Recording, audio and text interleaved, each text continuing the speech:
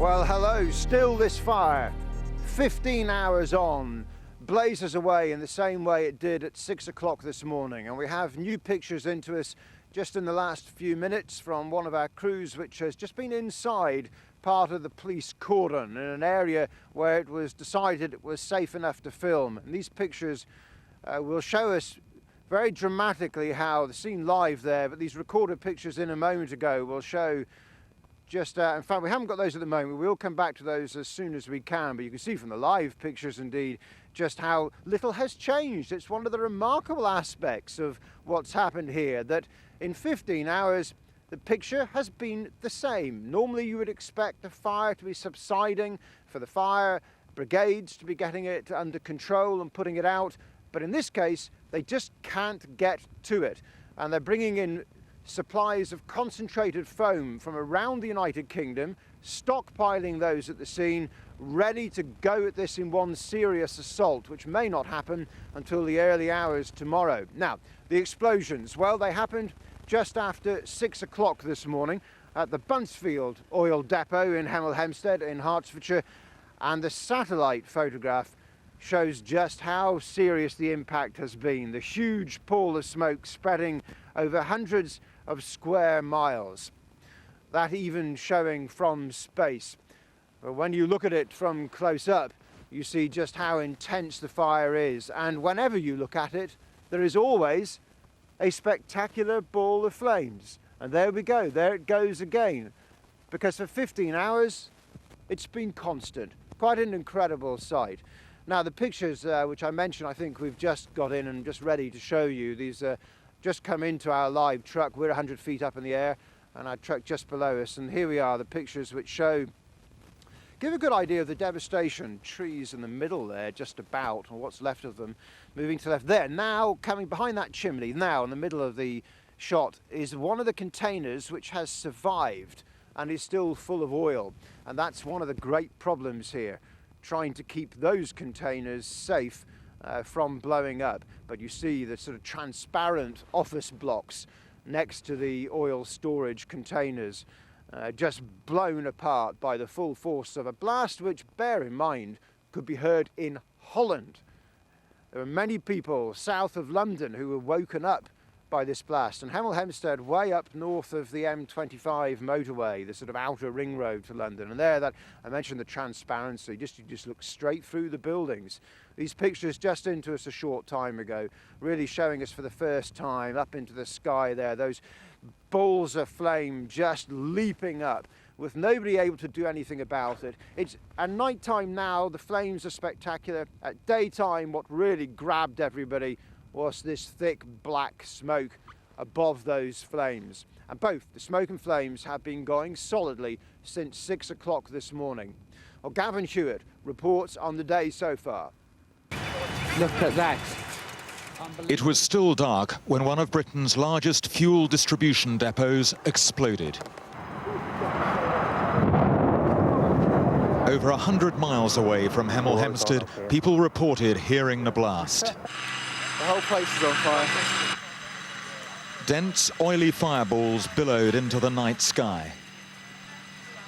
Early on, there were suspicions this might have been some kind of attack, but police are almost certain this was, in fact, a very serious industrial accident. A local CCTV camera caught the moment Buncefield Oil Terminal exploded. As the sky lightened, it was possible to see that the powerful blast had devastated not just the terminal, but also the nearby industrial estate. A worker inside here later described what happened. I sat down and all of a sudden there was a huge orange light and a massive explosion which blew the doors through and knocked me off my chair. The ceiling fell in. I was aware of the fact that shards of glass and bits of metal were flying past me as it pushed me across towards the wall. Cars were burnt out and many buildings up to a quarter of a mile away were damaged, with windows blown out. We thought the house was exploding. It just seemed like it was inside the house. It was just so loud. It was just phenomenal.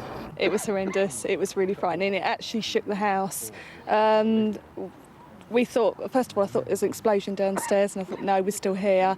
Maybe next door had gone up because it was like nobody there at the moment, and it was horrendous. The house literally tremoured, so obviously with the concern got up, went downstairs, and our patio doors had actually been blown off the hinges. I got up and I had a look out the window because there was alarms going off all over the place. Next thing I could see these flames just on the horizon over there, and they were monstrous. They were going up 400 or 500 feet in the air. With a plume of dark smoke drifting across the town, residents were told to stay indoors. Some were looked after in a local shopping centre, still shocked at what they'd lived through. The first thing we knew, the whole house was shaking. It was just like the house had been picked up and shook, and there were things falling off the shelves and the cupboards. And then we heard the big bang. So I got up, I'm trying to reassure my son, even though I wasn't quite sure what was happening myself. As I went out onto the landing, I realised that the front door was completely blown open.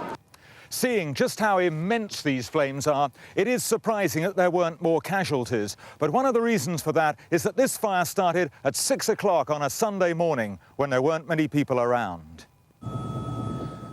Looking down at the scale of this, incredibly, there were fewer than 45 injuries, and most of them were minor. We believe 43 people have been seen who have sustained injuries, and I would emphasise that the vast majority of these are not serious injuries.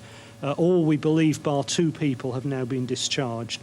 We have been informed by experts that this is possibly the largest incident of this kind in peacetime Europe, so it just puts some perspective on what we're dealing with. This was the M1 today, eerily quiet, with long stretches closed to traffic as smoke drifted across the carriageways. Some flights in and out of Heathrow were also disrupted. These pictures were taken in the depot late this afternoon. The fires continue to burn fiercely. Over 100 firefighters are waiting to attack the blaze. Bringing it under control will be a long task. On hand too, investigators trying to discover what caused one of Britain's most serious fires. There are over 100 firefighters on the site, and they're waiting for enough foam to arrive to give them a realistic chance of controlling the blaze. But that may not be for several hours, may not be until tomorrow, and they expect this fire to burn for several days yet. Gavin Hewitt, BBC News, Hemel Hempstead. Hello, well this is Jarman Park, one of the 2 reception centres used by families who had to leave their homes because of the fire today. As you can see, several of the volunteers are still here, but of the 270 people who came here earlier today, they've all now left. Well, let's speak to Brian Scott, the coordinator of the operation here, to find out where exactly they've gone. Well, fortunately, most of them have found a place with family and friends, which is great for them. We had about 20 or 30 people who weren't able to find accommodation, and they've been found places in local hotels. And talk us through the day as a whole. How were you alerted to this? How was this operation set up, and how did it proceed? I was contacted this morning about 6:30. The council had set up its emergency control room, having received notification from the emergency services of a major incident up at Buncefield, and a number of council staff were called in. Our role is to provide support to the emergency services, particularly with regard to rest and reception centres for people displaced by incidents. And we performed that role, working very much in support of the emergency services, and we've worked throughout the day to keep this place going, to provide people somewhere to stay whilst the incidents have been going on. Now, we've heard stories of people literally being blown out of their beds by the power of the blast. Were people fairly traumatised by what they'd experienced today? Generally, people have had very much a community spirit. I think there's been some concern, particularly about security of property, because many people have had to leave their houses at fairly short notice with blown-in doors and windows. But generally, people have been understanding of the situation, and whilst they've been a bit worried, I think generally they've understood the situation, have borne with us, and hopefully they've felt that it's been dealt with as well as we could have done in the circumstances. Now, we've seen from the pictures, obviously, that fire is still raging. What is the plan for tomorrow? We're very much in the hands of the emergency services there. We're still going to be available to provide rest facilities for those people who need them, although it appears at the moment that it's unlikely we're going to have huge numbers to deal with tomorrow, but if that is indeed what's required, then that's what we will do. So obviously most people have stayed with friends and family. That's right, yes. The few that couldn't, as I say, we put into accommodation in local hotels. And how surprised have you been by what's happened today? I mean, clearly it is a big surprise. I've worked in Hemel Hempstead for many years, and you're aware that there's an oil storage depot on the side of the town. But when an incident like this does happen, it is a big shock to the system. But we've got to deal with it. That's one of our roles, and I think we've done reasonably well in the circumstances. Brian Scott, thank you very much indeed. Well, there is one other reception centre, a sports hall, which is still available for people if they need it tonight. This place, though, will be closing down. Now back to you. John, thanks very much indeed. Well, the emergency services say they're keeping an open mind on what actually caused the explosions. They've been warning local people to stay out of the smoke, and they say that though the health risks are small, there could be repercussions for people suffering from respiratory diseases such as asthma. Ben Brown looks at the possible causes and effects of the blast. England woke up to find itself covered by this vast black blanket of smoke. It spread for mile after mile, here hovering above the fog of Canary Wharf in London. From space it was unmistakable, a black mass drifting in several directions, east, west and south from Hemel Hempstead. Apocalyptic but not poisonous, according to the experts, though they say breathing in this smoke may cause coughing, nausea and irritation of the eyes. And people living nearby are advised to stay indoors and shut their windows.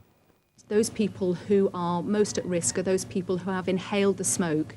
So clearly, if you are worried and you've inhaled smoke, that's one thing. If it's a question of simply seeing the plume, although it may be quite frightening, it probably simply at a distance poses very little risk. So what do we know about the depot at Hemel Hempstead? Well, fuel is fed in and out of it through a network of national pipelines. Buncefield supplies petrol, diesel and kerosene, as well as aviation fuel for airports like Heathrow and Gatwick. It is enormous, about 100 acres with 26 storage tanks, some of them holding up to 3 million gallons each. Normally, 400 tanker lorries are loaded up here every day. But now the entire northern half of the depot has been destroyed. The question is, why? Experts we've talked to believe petrol probably leaked out of a pipeline and turned into vapour, which was then ignited by a spark. It may have come from an electrical fault or even just static electricity. There are so many places, so many causes, potential causes of sparks, that you'll probably never find out exactly what happened. The one thing you can be sure of is that it won't be direct human causation, because the people who work in these places are very safety conscious. Their lives are on the line after all. If this explosion had been caused by somebody striking a spark, he would have been dead almost instantly. Whatever the cause of the explosion, the result is a blaze that could burn for several days and panic buying by some motorists who fear that petrol supplies will run out. Police and oil companies have urged drivers not to panic and promised them there are plenty of alternative supplies. Ben Brown, BBC News. Well, minutes after the first explosions, two young men took a video camera to within 50 metres of the fires. Andy Ash and Andy Dicker defied official advice to keep away. They've been talking to our correspondent Duncan Kennedy about what they saw and showed him what they filmed. This is a massive fire, and it must have been a massive explosion. The stunned reaction on seeing the inferno minutes after it started. Andy Dicker and Andy Ash are two amateur documentary makers drawn by the blazing skyline as the oil depot was consumed. They arrive at the compound as it was rocked by explosion after explosion.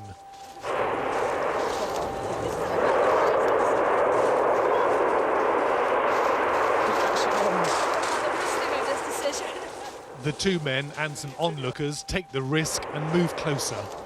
This is one big explosion, guys.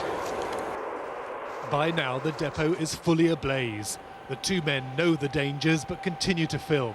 100 metres from the flames, Andy Ash records the moment. Imagine we were sitting right here when it went, and it did that to those buildings. Yeah, I imagine we'd be dead. It's an inferno. It is actually Satan coming to Earth in the form of oil. And some of those flames are at least reaching 200 feet high. At one point, their camera zooms in on an oil tank yet to explode. That one over there hasn't gone up yet. Andy Dicker is now clear what they must do. We've got to make a move now because they're expecting another explosion. If there is another explosion, we're going to die. So we're heading that way, 3/4 of a mile, and we're going now, quick. With that, the two men race from the scene, believing they haven't got much time. Behind them, the oil depot burning beyond control. Later, at a safer distance, the two men told me how fierce the blaze had been. It was kind of a scary sound, like a roaring sound. The boom itself was, it was something I've never experienced before. It almost took the air out of my lungs. If you looked in the direction of the flames, it was hard to look at. It was that hot. You really felt, really felt it on your face. Andy Ash and Andy Dicker have been making amateur documentaries together for years, but neither of them have seen anything like this before. Their pictures are another example of the growing public involvement in the recording of major news events. We're about They knew it was dangerous, but say their filming instincts took over from personal fear. Duncan Kennedy, BBC News in Hemel Hempstead. Let's have a look at the headlines on BBC News 24 just after 9:15. And there is only one story tonight, of course, the Hertfordshire fire. And the fire chief there says explosions that ripped through an oil depot were probably the biggest incident of its kind in peacetime Europe. 2 people have been seriously hurt and remain in hospital. 41 others have been treated for minor injuries. A huge plume of black smoke, which can be seen from space, is moving eastwards. Police are warning people to stay indoors and shut their windows. And in sport, Manchester United missed the chance of going second in the Premiership after being held to a 1-1 draw at home to Everton. Not a great end to a week that saw them drop out of Europe. More pressure then being piled on Sir Alex Ferguson. Heineken Cup glory looks lost for Wasps this season. They're rooted to the bottom of Pool 6 after losing to Llanelli Scarlets. Leeds, Leicester and Biarritz, though, they all won. And the Australian bowling legend Shane Warne wins the BBC Overseas Sports Personality of the Year 2005. And that's all the sport from me. I'll be back in about half an hour with more BBC Sports Personality of the Year winners. Rebecca, thanks very much indeed. Now, many people have described hearing the blast as far away as London and Surrey, even indeed Holland. But all day, members of the public have been sending us their pictures of the explosions. Here's our reporter, Daniel Bircher. Some of the first images taken after the initial explosion, flames leaping high into the sky, amateur video and mobile phone pictures sent in by viewers showing just how intense the fire was. Residents woken by the blast speak of the confusion as they try to work out what had happened. The whole house was shaking. Didn't know whether it was an earthquake or what, and then there was this almighty explosion. All burglar alarms, everything started going off. Looked out the front window and we can see flames. More pictures from viewers, these showing burning cars. Some of those close enough to capture images like this say they could feel the heat from where they stood. One eyewitness, a tanker driver arriving for work at the depot, described seeing a giant fireball.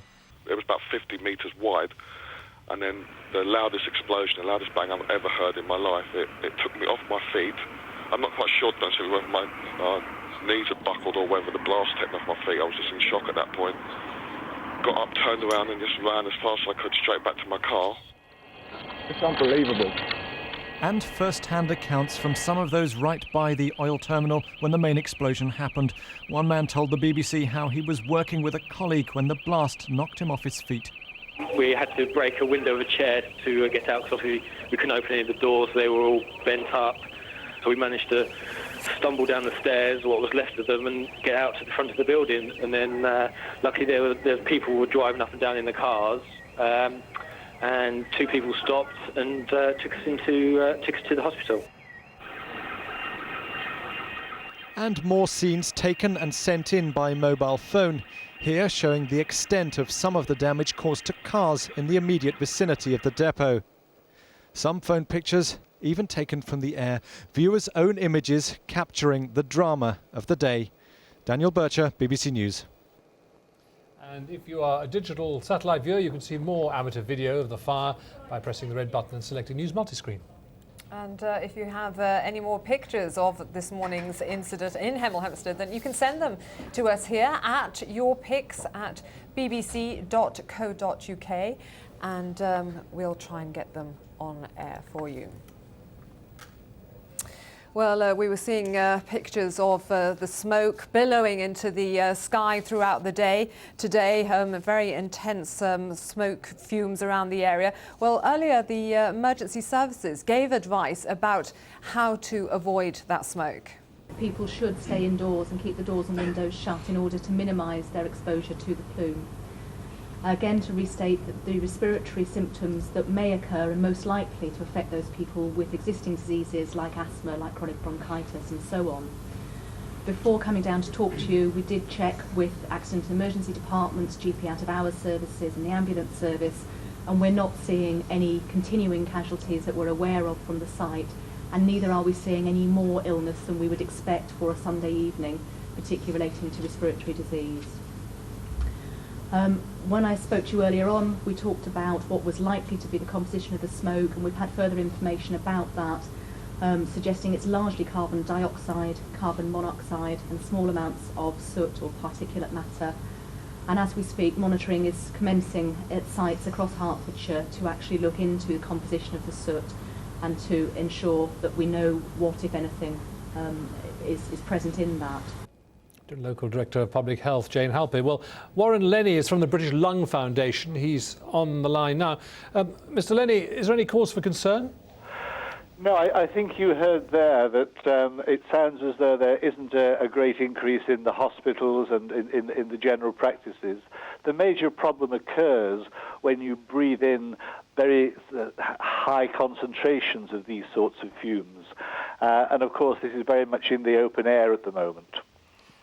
Are you quite satisfied we all know, or the relevant people know exactly what this smoke, this plume of smoke actually contains in terms of chemicals and so on? No, I'm sure it's important to analyse it, and as you heard, people will be doing that to find out the exact content. As I say, the major problem occurs if, for instance, you're in your own home and a fire takes place and you're breathing very high concentrations of particulate matter and carbon monoxide. And it does appear that there were very few people in the vicinity of the oil refinery earlier on today, and we're very lucky that it was a Sunday and not a working day. Indeed, but just looking at those pictures, one of the striking things about it is that the pall of smoke doesn't rise very high, does it? It seems to float along not far above land. And of course, you'd like a day when it was raining and it was windy and blowy, and of course we had the complete opposite today for a change. So it is not good conditions when you have that black soot and black cloud floating around.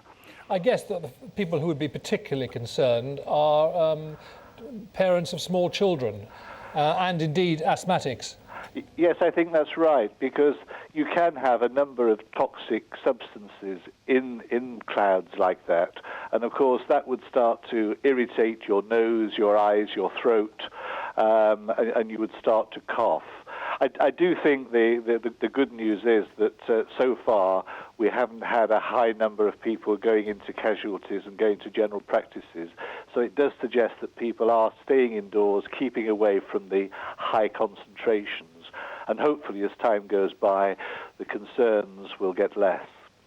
Dr. Warren Lennie, thank you very much indeed. Dr. Lennie from the British Lung Foundation with the latest. Well, lots of roads around the area have been affected by that huge smoke, in M1 and M10 closed. So for the very latest on how traffic's been affected, let's cross live now to BBC London's travel unit and Jules Wilson. Jules, how's it looking? Thanks very much. Well, the depot is just off the A414 Breakspear Way. That's the road leading into Hemel Hempstead from junction 8 of the M1. At the moment, obviously this is the reason why the M1 is shut. And it's shut northbound from junction 6 for Bricket Wood. That's just south of the M25. The closure going up to junction 9 for the A5. If you're coming the other way, southbound, that's been closed off from junction 10 for Luton. We've also got the exit slip southbound closed off at 11 and 12. That's Flitwick and Dunstable. And it means if you're already on the motorway coming down from Milton Keynes, effectively that's closed off at junction 12 on the northern perimeter of Luton. We've also got the M10 closed, as you mentioned, junction 7 for the M1 to 1 for St Albans. So we've got some problems with traffic southbound towards the closure. And the best advice for you at the moment is to use the A1 as a diversion route through Hertfordshire and Bedfordshire for the Buckinghamshire stretch. That would be the M40. We had a couple of quite serious accidents there earlier on, so it's still fairly busy around there as well. And in Hemel Hempstead itself, the A414 Breakspear Way obviously closed off. Lots of closures in on the eastern side as well. Many of the roads around there melted, so they're going to stay shut for some time yet. The surprising thing is that it's good news for public transport. Now, Silverlink and Thameslink telling me their services remain unaffected at the moment, but Luton and Heathrow airports, they've got some problems there with visibility. They've changed the stacking system for many of their flights, so the best bet for you there is to check before you travel. The other problem is lots of smoke drifting across central London. The worst affected parts on the eastern side of town, that's the Blackwall Tunnel, Bow, around the Leytonstone areas as well. Got some problems reported over the A1 coming down the Barnet bypass and around the M25 at junction 22 for London Colney as well. That's the whole northwestern stretch through Hertfordshire looking really nasty. Last couple of minutes, I have been told by the police they're hoping to get some parts of the M1 reopened. If they do that, hopefully, then tomorrow morning's rush won't look quite as bad. But the best bet at the moment is to come in towards London tomorrow on public transport. That's it from me. Jules, thanks very much indeed. Jules Wilson from BBC London's Traffic Watch there. Now, the weather and Matt Taylor. Matt, can you give us a clue as to the direction of this plume of smoke over the next 24 hours? Certainly try anyway, Chris. Of course, the winds have been mainly light today, and that smoke has just been spreading out, blotting out the sunshine across a good part of southeast England. A few changes taking place, though, during the next 24 hours. For the moment, though, we have high pressure, hence those light winds. You see the isobars fairly widely spaced, but we've got a weather front across northern parts of England at the moment, and as that sinks its way southwards, the flow will start to veer around to a north or northeasterly direction, taking that smoke, I think, southwesterly out into the English Channel. Now, another impact of having that cloud and patchy rain pushing southwards, we will start to lose the frost and dense patches of fog we currently have across southern parts of England and Wales. Temperatures rising here all the while, but clearing skies further north, and we're going to see our first widespread frost for a time. A big difference from the temperatures last night. But as I said, in the south, not only will we lose the fog, we'll start to lose the frost. Temperatures rising by the end of the night here. So it will be a bit of a cloudy and damp start across southern parts of the country after a few frosty and foggy days. A lot of cloud around all the way through East Anglia in towards the southeast. A few splashes of rain as well. Now that will start to wash a little bit of pollution out of that smoke plume, so there could be a few deposits on your cars first thing in the morning, especially around the London area and the southeast. A few splashes of rain also making it into the southwest, but most places will start dry if rather cloudy here, and a bit warmer than it has been through recent days. Into Wales, I think the clouds still holding on across much of southern Wales, but for North Wales and indeed through much of the Midlands and northern England, it will be a fine, dry and sunny start, just the risk of 1 or 2 showers, I think, drifting into North Yorkshire. Now, it was an exceptionally mild night last night in Scotland, Northern Ireland. Tonight and into tomorrow morning, it will be a chilly and frosty one, but the payoff will be plenty of sunshine around. Perhaps a little bit less sunshine for Orkney and Shetland, the risk of 1 or 2 showers here